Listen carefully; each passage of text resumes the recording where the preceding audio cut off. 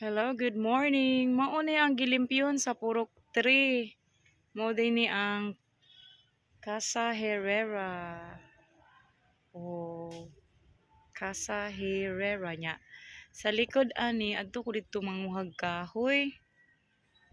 Dako kay nin siya og bakante. Mao ni ang view sa Casa Herrera sa gawas ni siya. Wa ko ka try og sudin na sa sud kung kuan unsay view bitaw din na sa sud.